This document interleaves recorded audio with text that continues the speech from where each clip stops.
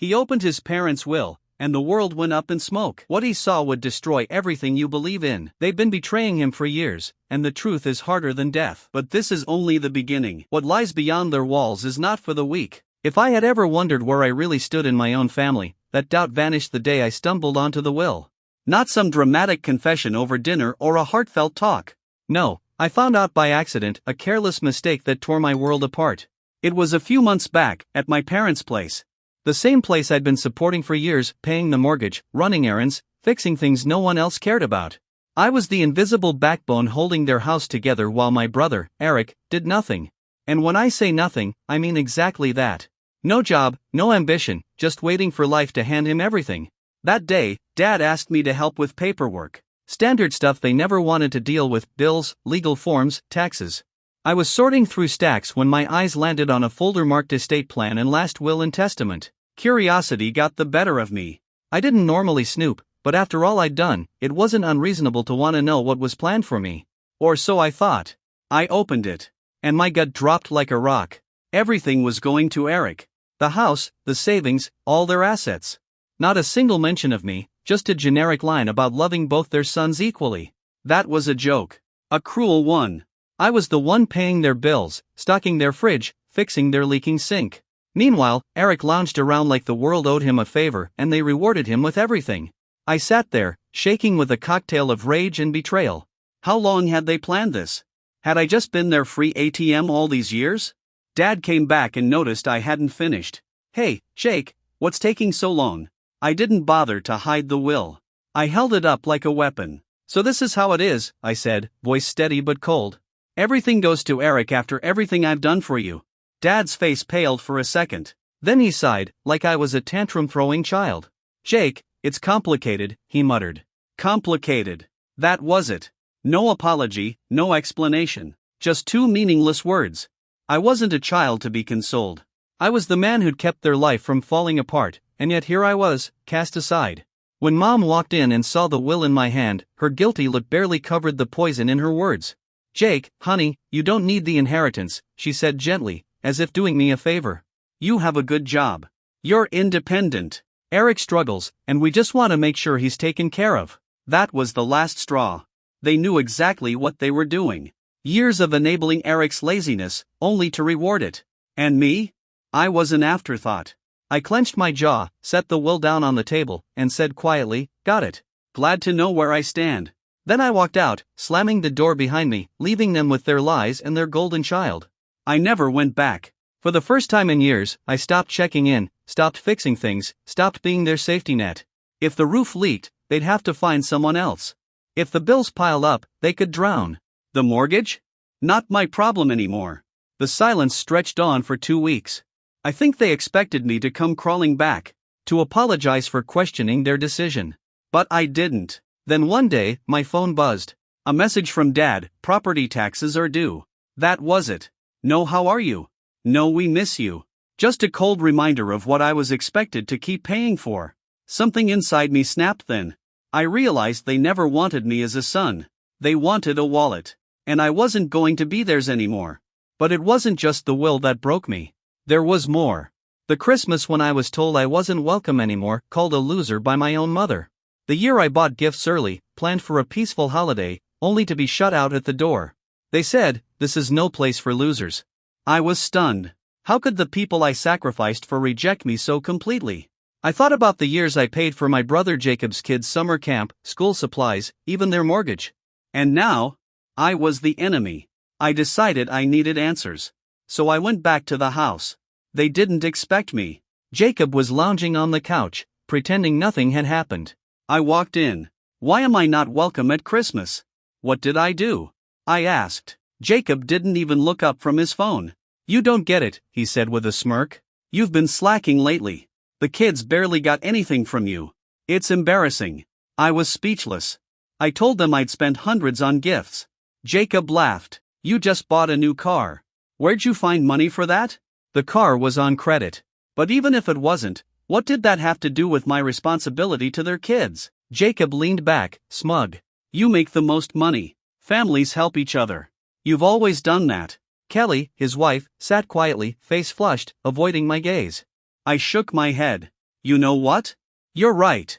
I don't belong here. I left, but something inside me was burning. I was done being the family ATM, done being the loser. And yet, beneath it all, I struggled. Anger boiled over into thoughts of revenge. Betrayal carved out a hollow place in my chest. Sometimes I wondered if I could forgive them. Other times, I thought about burning it all down just to watch them flounder. But what scared me most was that the deeper I fell into rage, the more I lost myself. I wasn't sure if I was still the son who cared, or just a man broken by the family that never wanted him. And that's where this story begins. We need to talk. The message from Eric hit my phone like a punch to the gut. My blood ran cold. After everything, after the will, the silent treatment, the insults, it was his name on my screen. Why now? What could he possibly want? I stared at those words for minutes, my mind racing. Was it an apology? A trap? Or worse, some new manipulation? I didn't reply. The hours ticked by. My phone buzzed again, then again. Eric's messages went from calm to desperate. Jake, please. Just listen. I didn't ask for this. You don't understand. Can we meet? For old time's sake? Old times. The phrase hit hard. Because despite all the hate and distance, he was still my brother. The same blood. I should have been angry, but part of me was curious. So I agreed. I told him to pick the place. When I saw him at the cafe, the years apart were etched in the lines on his face. But the smug arrogance I'd known was still there, lurking beneath the surface. He didn't waste time. I know you're pissed, he said, voice low. But this whole thing with the will, it's not what you think. I laughed bitterly. Oh really? So everything goes to you by accident? No accident, he said. But you don't get the full picture. He leaned in, voice dropping to a whisper. There's stuff you don't know. Things Mom and Dad never told you. I wanted to slam my fist on the table. Like what? Eric looked around, then pulled a folded envelope from his pocket. Here. Read it. I took it, hands trembling. Inside was a letter, dated years ago, signed by my parents. It was a confession. A secret about our family's darkest shame. The letter said my parents had faced a devastating financial collapse years ago, one they'd hidden from me. They lost almost everything in a bad investment. The house, their savings, their retirement funds. They'd been trying to protect me, keep me out of the mess, but... Eric paused, looking guilty.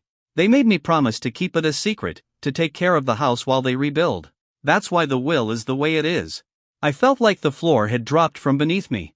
All these years, I'd been supporting them, paying the bills, covering their backs, while they buried this. I wanted to believe him. Wanted to forgive. But a voice in my head whispered, or is this just another lie? I drove home with the letter burning a hole in my pocket, my mind a whirlwind. When I got back, the house was quiet. I sat down and reread the letter, line by line. Was it true? Or a masterful excuse? The silence in the house felt suffocating. Then, a knock on the door. It was Mom. Her face was tired, but her eyes held something I hadn't seen in years, regret. I heard you talk to Eric, she said softly. I didn't answer. I'm sorry, Jake. We should have told you. We were scared. We didn't want to lose you. I wanted to scream at her. Wanted to yell about the years I spent being ignored, undervalued, the years of unpaid labor, of feeling invisible. Instead, I just looked away. She left without another word. That night, I couldn't sleep. My mind played scenes over and over. The will. The letter. My parents' faces. Eric's smug grin. I realized I was stuck. Trapped between hate and hope. I hated how much I still cared. How much I wanted to fix this broken family. But I didn't know if I could. Or even if I should. Because beneath the cracks, a deeper secret waited. One that, if revealed, could shatter us all. The envelope felt heavy in my hands, like a lead weight dragging me down to a place I hadn't wanted to visit again. I unfolded the letter inside, the paper brittle and yellowed at the edges. It was handwritten, my father's handwriting, careful but shaky in places, and the words hit me harder than anything I'd read before. They had lied. Not just about the will, but about everything. About money, about debts, about the very foundation of the family I thought I belonged to.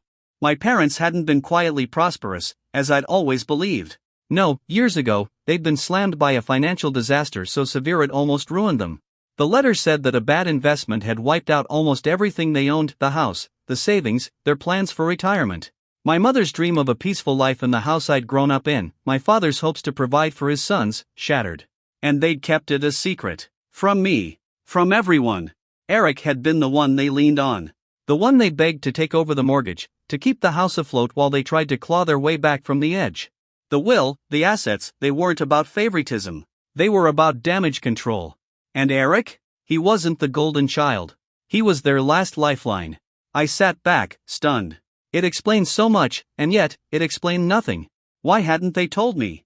Why had I been left in the dark, forced to carry their burdens without knowing the full story? And Eric? Had he really known? Was he just as trapped in their web of secrecy and lies? That afternoon, I called Eric, my voice shaking as I demanded answers. He told me everything he knew. He'd felt the weight too, the pressure to hold the family together, to make sacrifices no one else could see. He admitted he'd kept his mouth shut, not to betray the trust of our parents, but also to protect himself. We were all drowning, Jake, he said quietly. They needed someone. I was the easiest. It was a revelation, but it wasn't relief. If anything, it made my anger burn hotter. They'd robbed me of the truth, of my chance to choose how to be part of this family. Later that evening, I stood in the quiet kitchen, the letter clenched in my fist, my mind racing. Then, a soft knock. Mom! Her eyes red-rimmed, guilt plain in every line on her face. I'm sorry, she whispered. We thought we were protecting you. We were scared you'd leave. I didn't have words. How could I? The betrayal was too fresh, too raw. I watched her walk away, wondering if I could ever believe her again. That night, sleep eluded me. I thought back to every moment, the way my parents had ignored me, the way Eric lounged around while I worked, the will that tore me apart. I realized something ugly. I was caught between two worlds. One of love and family.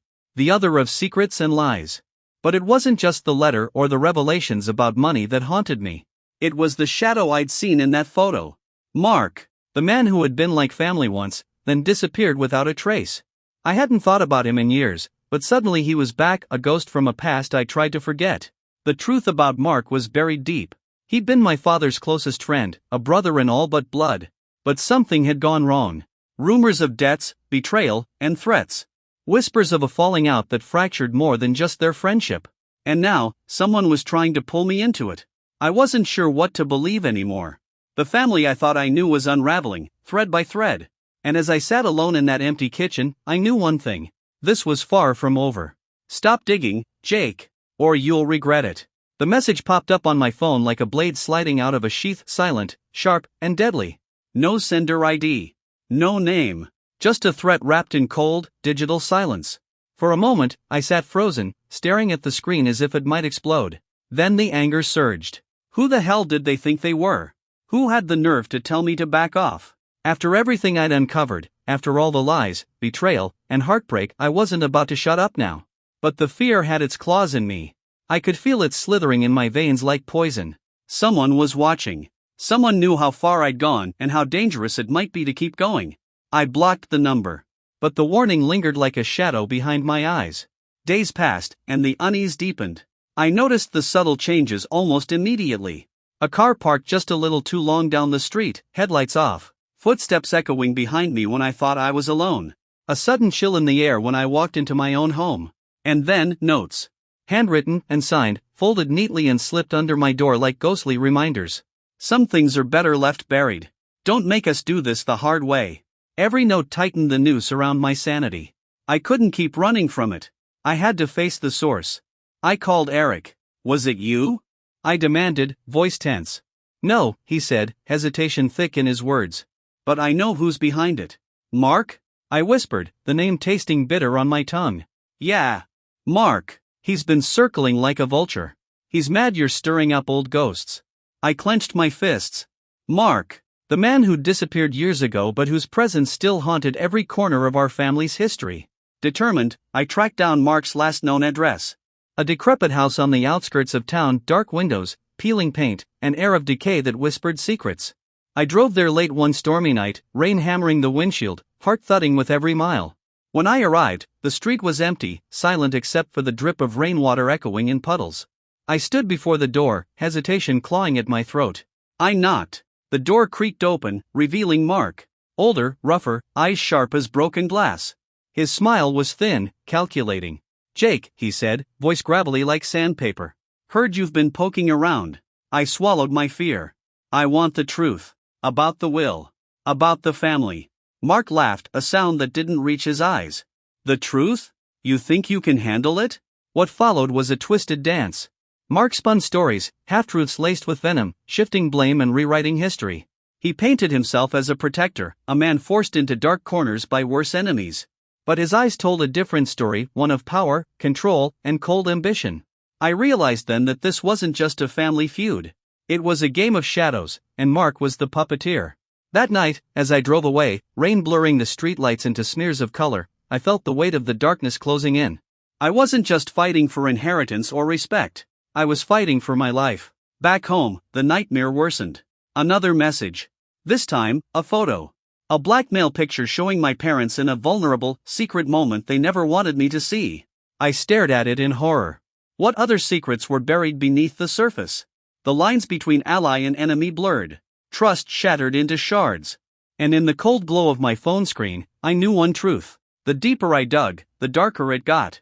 The phone rang again. Unknown number. I stared at it, every nerve screaming to ignore it, but something forced me to answer.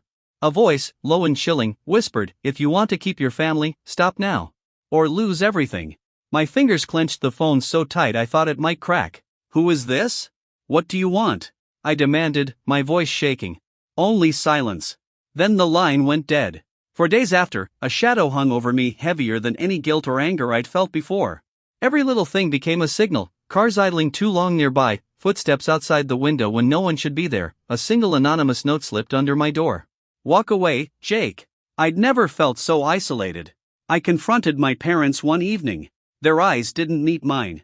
"We're trying to protect you," Mom whispered, voice trembling, her face a mask of weariness and fear. "Protect me from what?"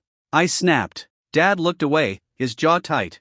Sometimes silence is the only shield we have.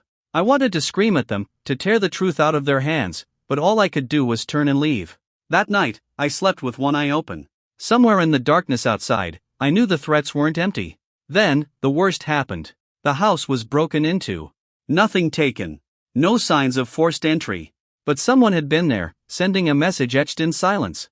I called the police, but without concrete evidence or injuries, their hands were tied. I was alone. In the days that followed, the pressure mounted. Every glance over my shoulder felt heavier. Every unknown caller felt like a countdown. But inside me, a fire grew, a cold fury fueled by fear and defiance. I refused to be their pawn. I began documenting everything. Recording phone calls. Noting every suspicious event. Saving every message. If this was a war, I was going to fight it on my own terms. One night, I sat alone in the living room, surrounded by these records, proof of lies, threats, and manipulation. It hit me then, the family I thought I knew was nothing more than a facade. Underneath was a web of secrets, control, and betrayal so toxic it threatened to poison everything. And me? I was the one who dared to pull the thread. But the question still haunted me. Would pulling that thread unravel us all? Or would it be the start of something new? I realized that this battle wasn't just about inheritance or grudges. It was about reclaiming my identity. About breaking free from shadows that had controlled me my whole life. The stakes were high, and the path uncertain. But one thing was clear: I was done being invisible. Done being the silent sufferer. I was ready to fight not just for what was mine, but for who I was. And as the first light of dawn crept through the blinds, I made a silent promise to myself.